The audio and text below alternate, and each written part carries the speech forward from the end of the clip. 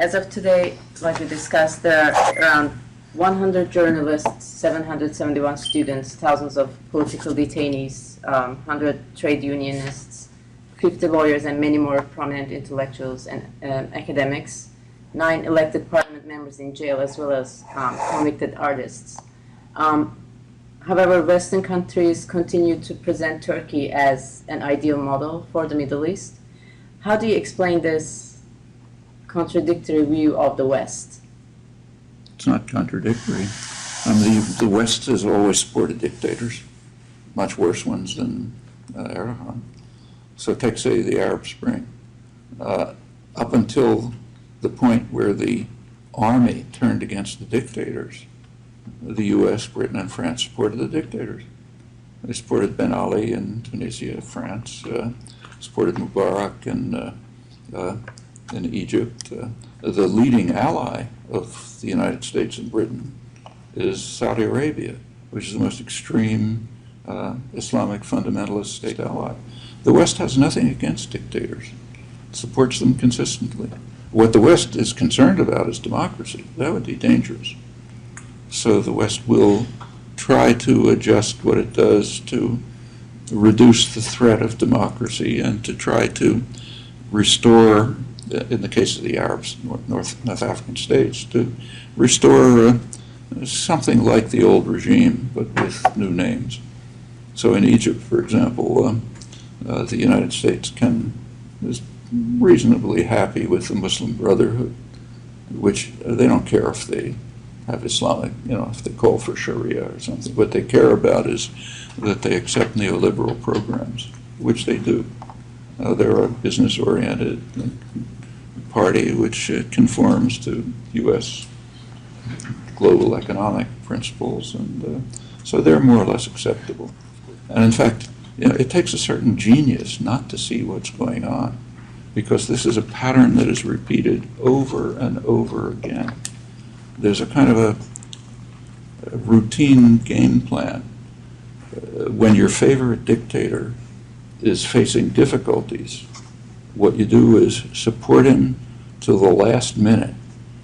If it becomes impossible to support him, say if the army turns against him or the business classes turn against him, then send him off somewhere, try to get rid of him, issue passionate statements about your love of democracy, that's the role of the intellectuals, and then try to restore the old regime. It's been done over and over again. So democracy is a very serious threat in all over the world, but in the Arab countries too, and so the policies that are taken essentially are trying to restore the old regime as much as possible, maybe with new names. You can't do it totally, but as much as possible. And that's exactly what you'd expect. It's a traditional policy. It goes back as far back as the history of imperialism. You have made some positive comments on AKP's recent policies. For example, Turkey's stance against American foreign policy as well as against Israel. When you look at Turkey's sociopolitical environment today, has your perception changed? Well, there were particular policies that I did approve of. So, for example, I think it was quite significant in 2003 that Turkey didn't accept U.S. orders to become part of the war against Iraq. Of course, well, the polls in Turkey showed that about 95% of the population were opposed to it. So it's not very dramatic that the government went along, but at least they did. One of the few countries that did. I thought that was a good step. With regard to Israel, I think Turkey's made some steps that are better than others. They're the one country that has pressed the Mavi Marmara issue. They have openly opposed some of U.S.-Israeli oppressive actions. All of that's fine. But it's not a general perception about the AKP. I mean, they've done some things I approve of, other things not. Okay. And when you look at it today, do you think if your perception has changed in certain areas, do you know what caused this change? Can you materialize Well, for that? the last, I mean, go back a little bit. The 1990s were an absolute horror story. Starting around 2000, there was progress. I mean, there was a reduction of repression. There were more opportunities for Kurdish expression. You know, you didn't have to be. I mean, I remember the first time I visited, and I was in Diyarbakir, followed by Turkish security officers. I was with the couple of Turkish intellectuals. I won't mention their names, but and the head of the Human Rights Watch representative in Turkey was a very good person. I mean, if they saw children whose clothes matched the Kurdish flag, they would make us go in another direction because of the threat to the families from the television pictures and the security officers. I met people who were living in caves, you know, driven out of the villages.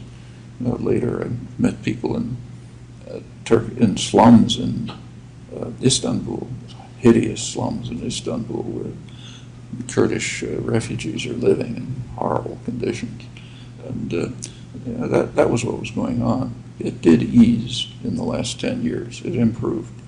Went later, it's easier. Then in the last couple of years, it started to reverse. It's going back to harsher repression and to undercutting the possibilities for some peaceful and humane settlement of the Kurdish issues. And it's pretty clear how to proceed if they really want to deal with it. Prime Minister Erdogan had many controversial comments and policies recently during his power. He, for example, ordered the statue to be removed only because it was not up to his taste in the northern eastern part of Turkey. He told women that they should have at least 3 children. He targeted atheists openly. He stated that men and women are not equal. And he personally makes the list of parliament members to be elected during the elections. And he's appointing the people loyal to him to key points in bureaucracy. Many journalists lost their jobs only because they criticized them and the government. Can we still define such a regime as democratic? Can you describe the Obama regime as democratic when it initiates policies like what I mentioned before, with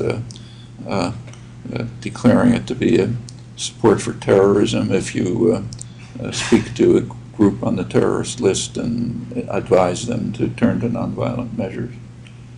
The Obama administration just supported legislation which grants the government authority to place people under permanent detention without charges if they're accused of being members of terrorist groups. Actually, that caused a little uproar, but only because it extended to American citizens.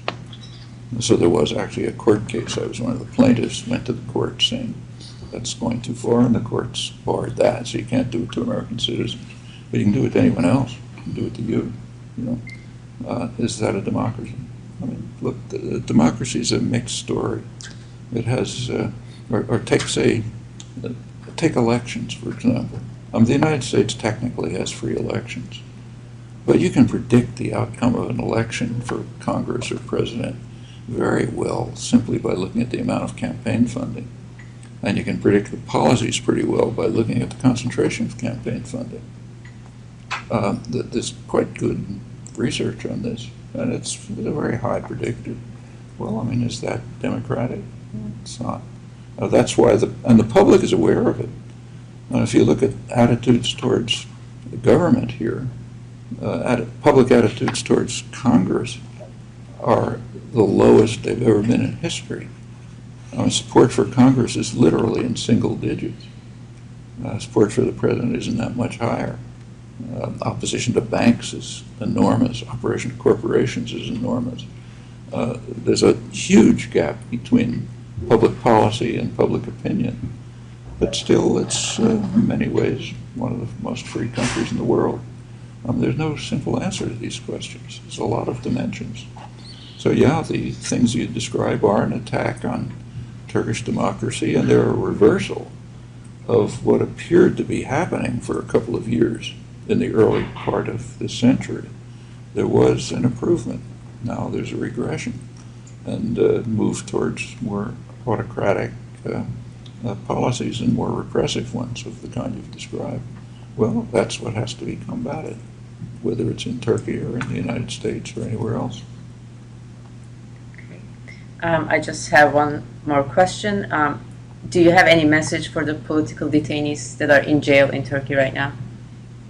Well, the message for them is that we ought to be doing, first of all, we ought to admire their courage and integrity in resisting repression, but also do whatever we can to overcome the policies that have forced them into jail illegitimately. And that requires international solidarity and understanding and information of what's happening. Thank you very much. Thank you.